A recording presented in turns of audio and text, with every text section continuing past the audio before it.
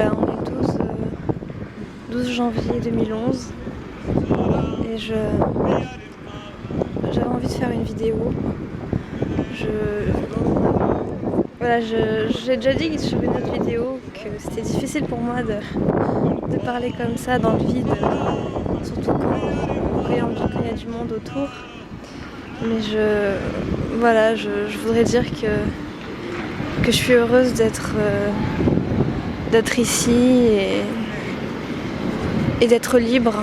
Parce que là, c'est ce qui me pousse à faire une vidéo là, à la seconde, c'est ce sentiment de liberté spirituelle, intellectuelle, physique, émotionnelle. Vous savez, c'est pas quelque chose qu'on a directement, c'est quelque chose qu'on affirme avec le temps et ça demande des efforts. Et si je suis là aujourd'hui à vous parler dans cette vidéo, ici, mercredi après-midi, à Avignon, devant le Palais des Papes, c'est pas pour rien. Et c'est pas par hasard. Et ça dénote quelque chose, vous voyez. C'est pas anodin comme acte. Alors voilà, je sais pas quoi dire, mais voilà, je viens de faire une sorte de spectacle à la fac. C'est les portes ouvertes et avec les performances oratoires, on a présenté, on a fait des lectures de poèmes. Bon, il y avait pas de public, enfin il y avait un public, mais il y avait combien ? Il y avait 4 personnes. Voilà, on savait pas trop qui y aurait pas. Et voilà, c'est bête, hein, c'est bête comme tout, mais je voudrais dire que, je sais pas, je suis contente d'avoir fait ça. Et là, je sors de la fac, je vois une fille qui a des New Rock. Et c'était une fille d'une très grande élégance. Et on est sortis de la fac toutes les deux au même moment. Elle a dû voir aussi que j'avais des New Rock. Et elle avait très exactement les mêmes New Rock que moi. Et je sais pas, il y avait quelque chose. On s'est pas parlé, hein, bien sûr, mais je sais pas.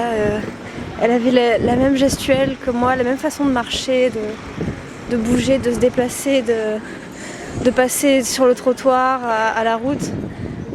Et je me suis dit à ce moment-là qu'il y a tellement de potentiel chez les gens que vraiment on se rend pas compte parfois à côté de quoi on peut passer.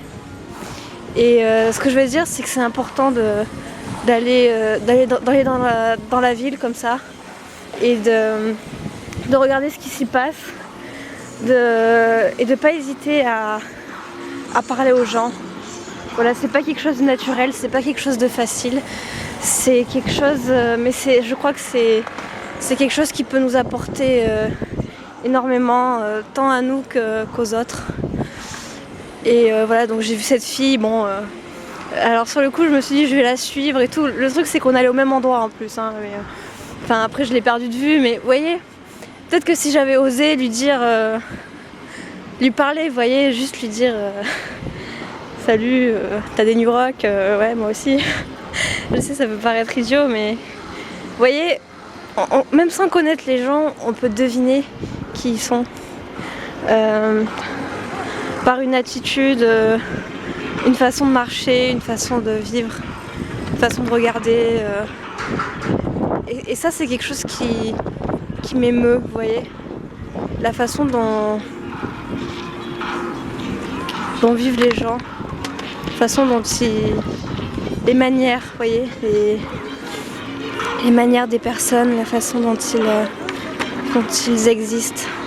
Que ça soit dans une manière de bouger, de parler, de tout ça, vous voyez. Et c'est ça qui fait la personne, qui constitue à 100% une personne. Alors voilà, j'ai continué ma route sans m'arrêter sur cette jeune fille. C'est peut-être d'ailleurs une erreur de ma part, mais bon, on n'a pas toujours les occasions d'approcher les gens. Et j'ai vu quelqu'un d'autre. C'était quelqu'un d'une quarantaine d'années.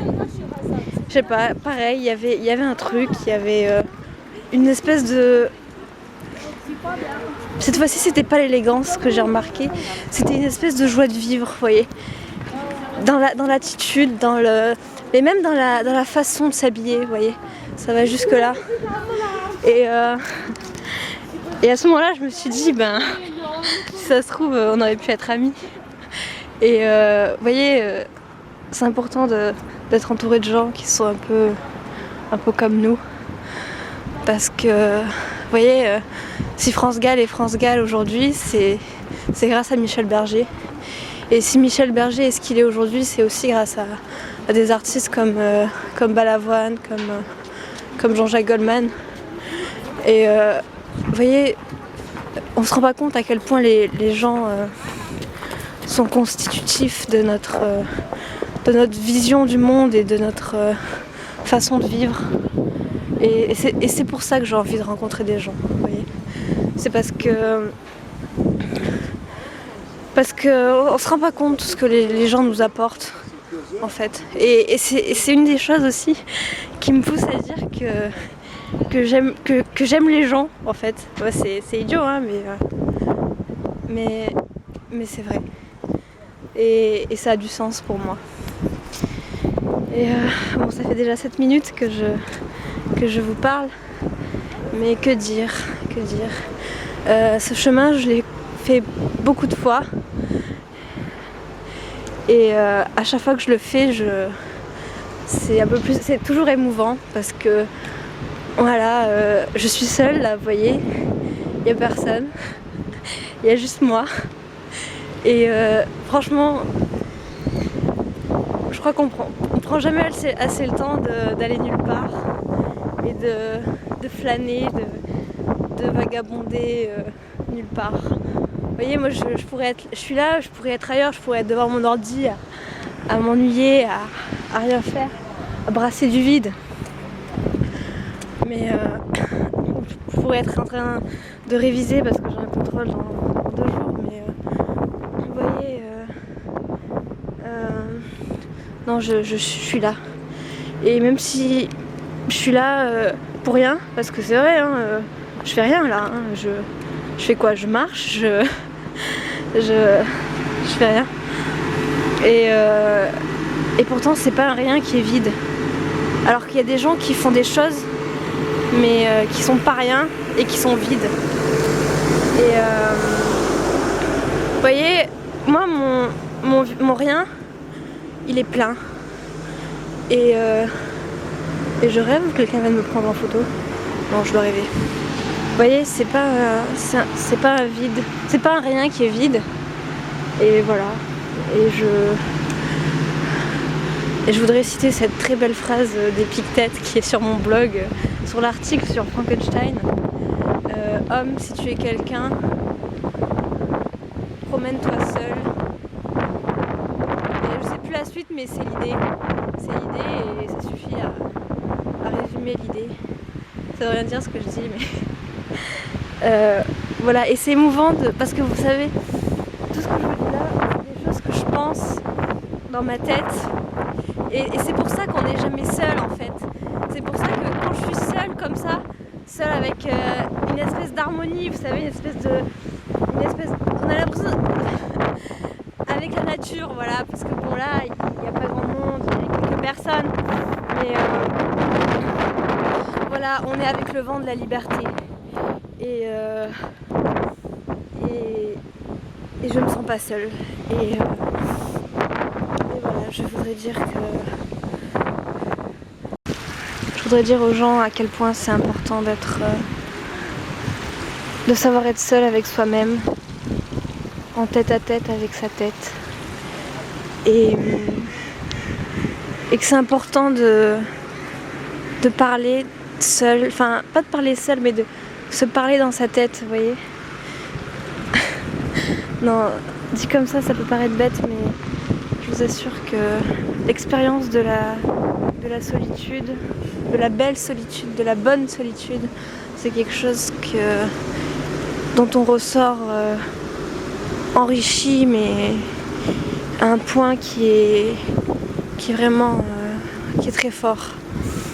C'est autant l'expérience du vide, je la trouve catastrophique, autant l'expérience de la solitude, c'est quelque chose de grandiose et de magique.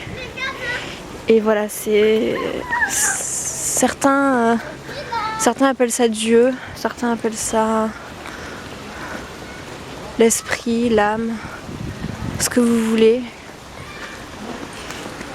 Moi je vous dis juste de vous promener seul, comme ça, sans but, juste avec des idées plein la tête, des images, et regarder les gens, les enfants, les trentenaires, les quadragénaires, les animaux, toutes ces choses, vous savez, et les arbres, la nature, tout ça.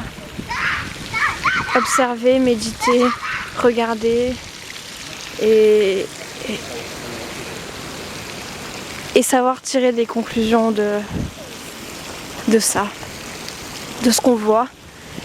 Et vous savez, c'est de la matière, hein, c'est ni plus ni moins que de la matière qui s'accroche à notre esprit, et c'est avec ça qu'on arrive à recréer quelque chose de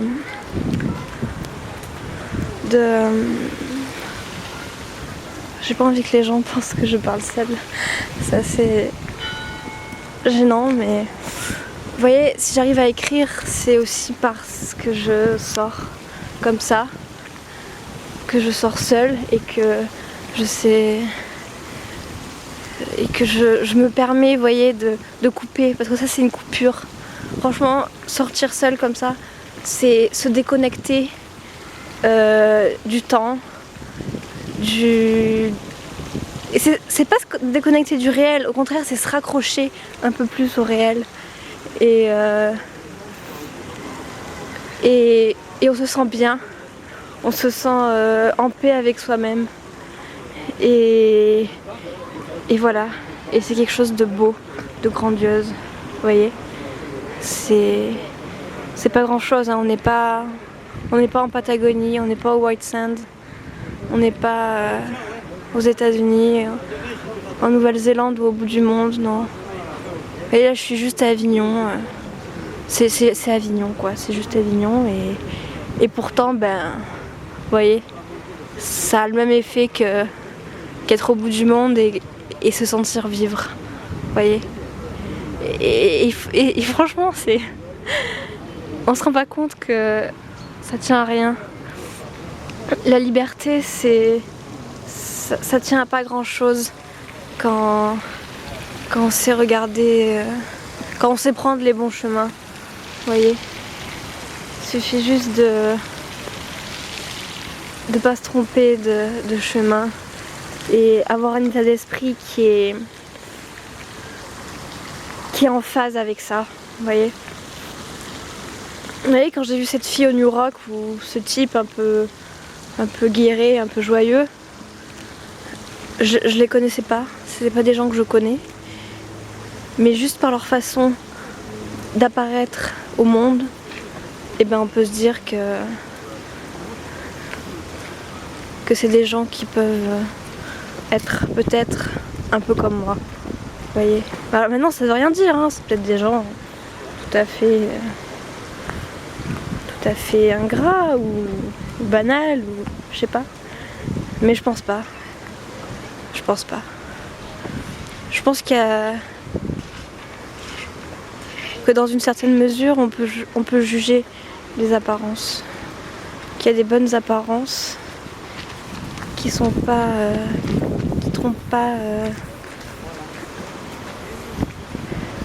les personnes, vous voyez.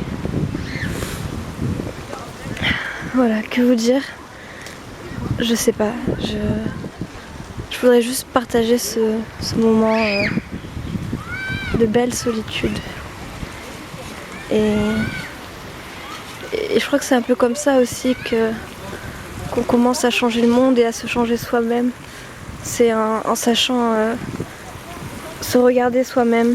Voilà. C'est ça en fait. C'est savoir s'arrêter, arrêter le temps, vivre au présent et savoir faire des choses simples. Pas des choses simplettes, des choses candides, mais des choses fortes et simples. Voilà. C'est tout ce que... Je crois que c'est un peu tout ce que j'ai à dire pour aujourd'hui. Je suis heureuse de faire partager ce moment avec les gens qui regarderont cette vidéo. Voilà. Au revoir. Port d'Amsterdam, il y a des marins qui chantent, des rêves qui les hantent au large d'Amsterdam. Ils vous montrent des dents, à cracher la fortune, à décroisser la lune, à bouffer des haubans.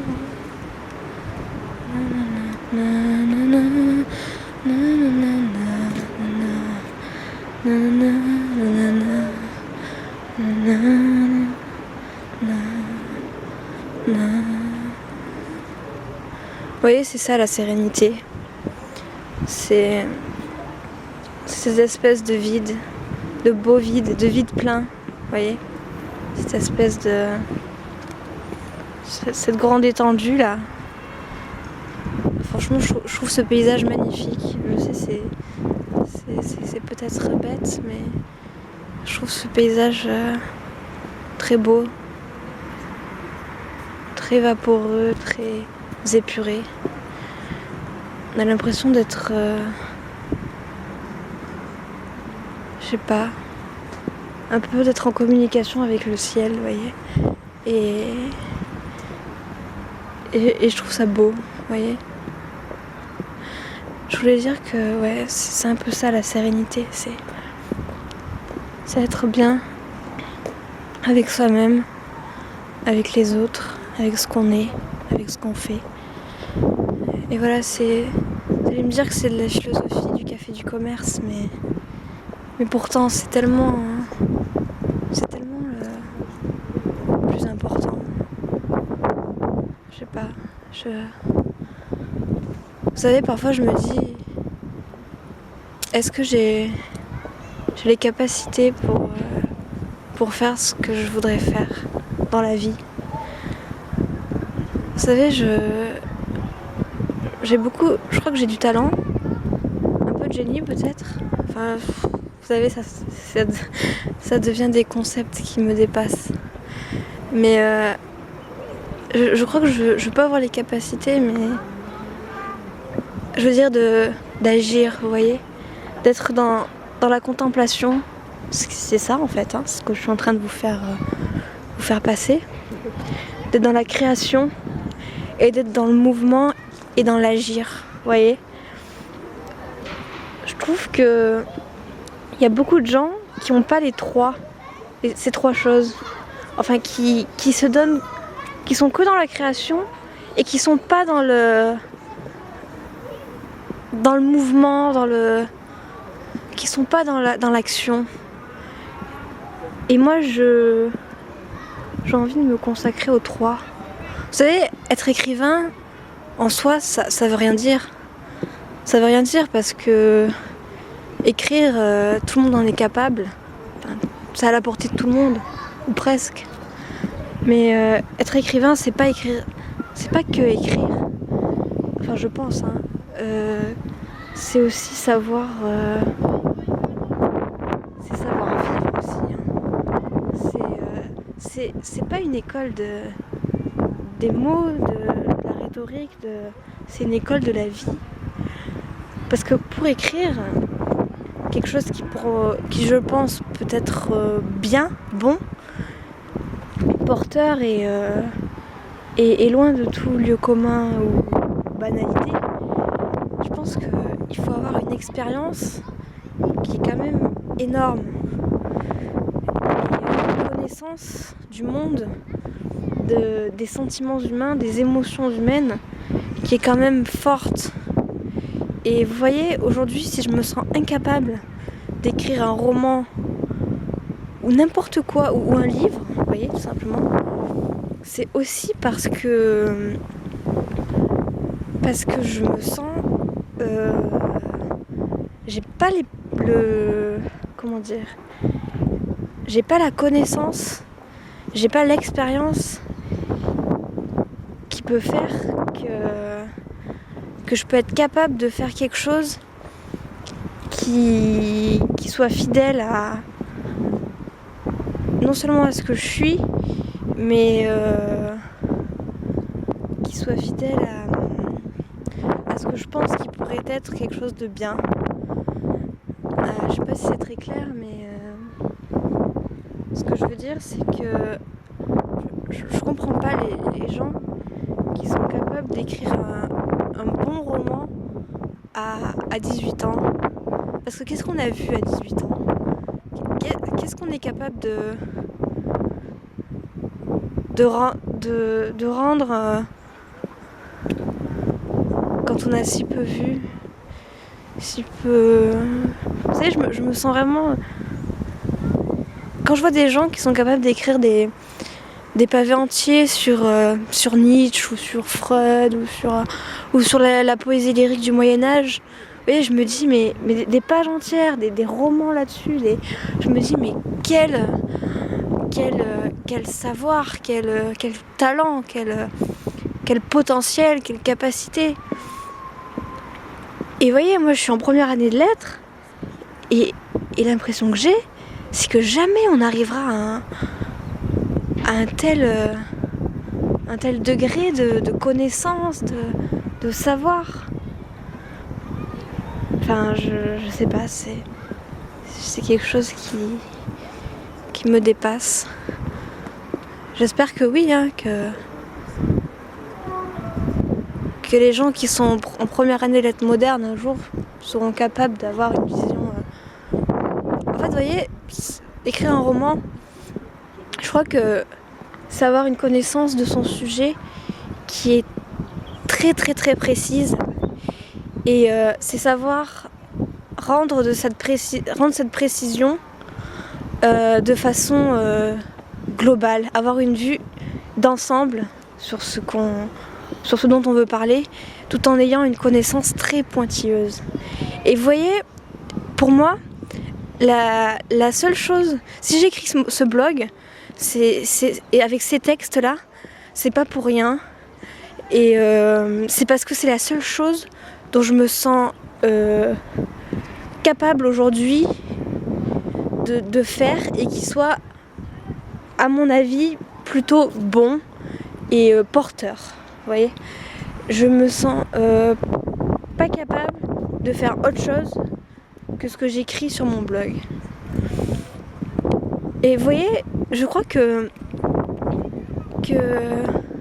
quand on est jeune, je vois pas ce que peuvent...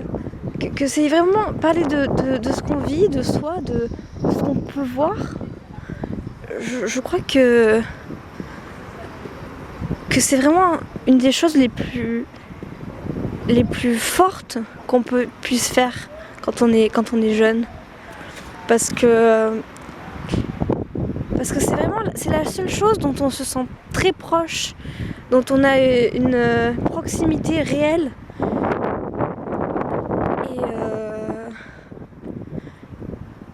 Et dont on peut avoir la prétention de parler. Vous voyez, il n'y a rien de pire que de parler de choses qu'on ne connaît pas ou dont on n'est pas sûr. Vous voyez, vous avez très vite l'air ridicule.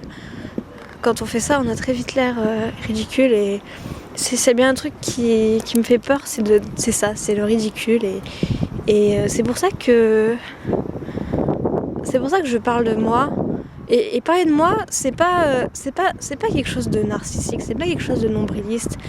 C'est parler de soi, c'est quand même aussi parler c'est très bateau, mais c'est aussi parler des autres. Et c'est rendre compte de sa propre expérience. Alors certes, c'est très décousu, Et c'est bien ça le problème, parce qu'un roman, c'est quoi? C'est un mélange d'expérience et de connaissance, à mon avis. Hein. Et l'expérience et la connaissance, les jeunes en ont moins. Ça, c'est évident. Alors vraiment, pour moi, la meilleure façon de rendre ce que j'ai accumulé dans ma vie en expérience et en connaissance du monde, de la vie, des choses, de ce que vous voulez, et ben c'est faire ça, c'est faire ce que je fais. Après chacun son truc, hein. Mais voilà, c'est parler de ma vie, parler des émotions que j'éprouve. Et vous voyez, et si vous n'êtes pas assez proche de ce que vous racontez, c'est là que vous avez l'air ridicule. Quelqu'un qui voudrait faire un roman. En fait, un roman, c'est quoi?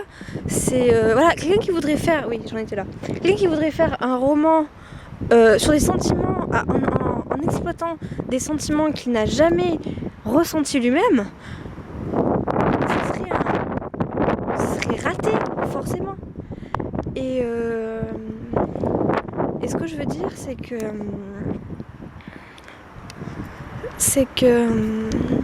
est-ce que j'en étais?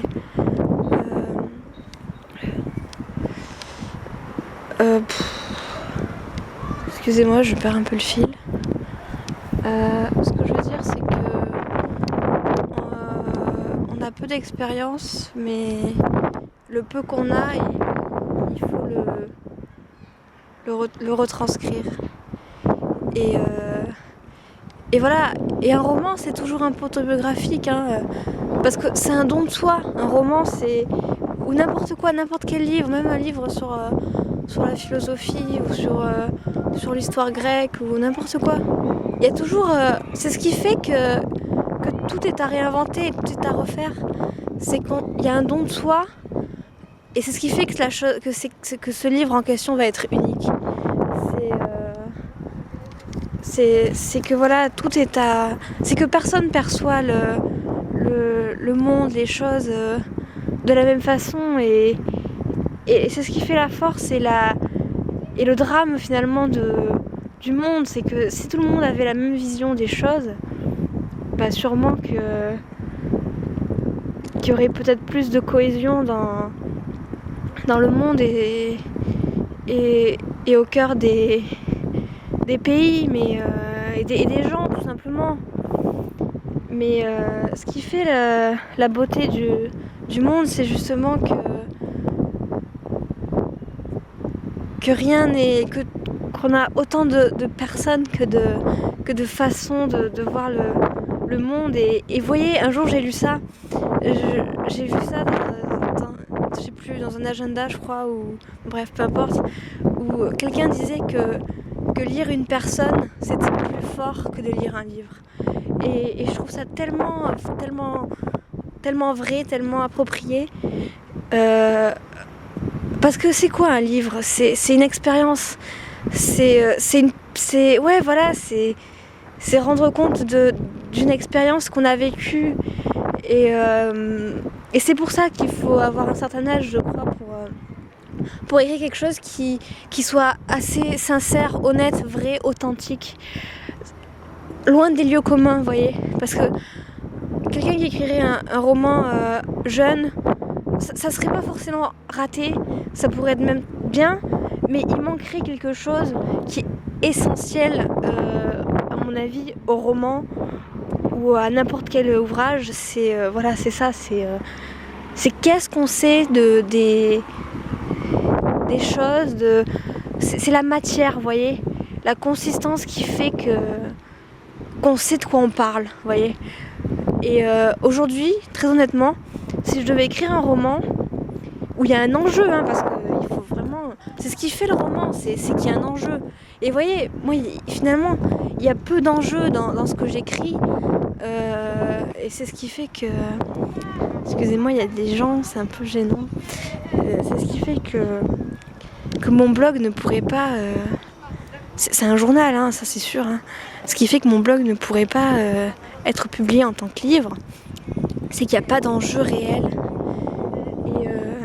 Et écrire un livre, enfin un roman, c'est c'est être capable de concilier sentiments, vécu, émotions, expériences, connaissances, mais des connaissances fines, hein, connaissances de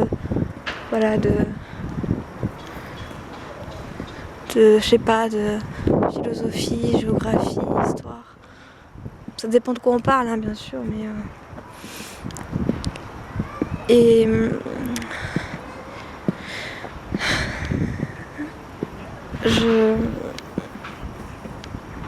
je sais plus ce que je voulais dire. Et bon, je vais reprendre dans un autre film. Ouais, voilà. Ce que je voulais dire, c'est que il faut le vivre. Voilà. Un roman, il faut le vivre. Et c'est toujours un peu autobiographique. Et c'est dans ce sens-là, je pense que s'écrire soi-même, c'est une bonne façon d'accéder à soi, aux autres et à la potentielle écriture d'un roman. Alors vous voyez, parfois je m'inquiète. Je m'inquiète parce que je me dis... parce qu'on se rend jamais compte en fait que de tout ce qu'on apprend. On se rend jamais assez compte des connaissances et de l'expérience qu'on peut accumuler dans sa vie. Voilà, c'est comme ça que je termine ce film. Et voilà. J'ai du mal. Vous voyez, j'ai changé d'endroit. Cette vidéo, je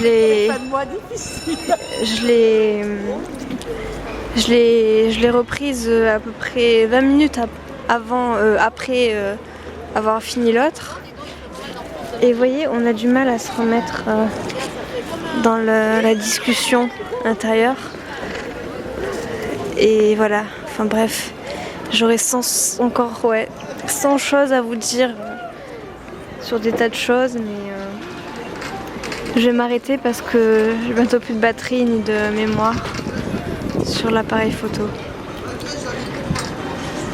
Alors voilà, c'est comme ça que s'achève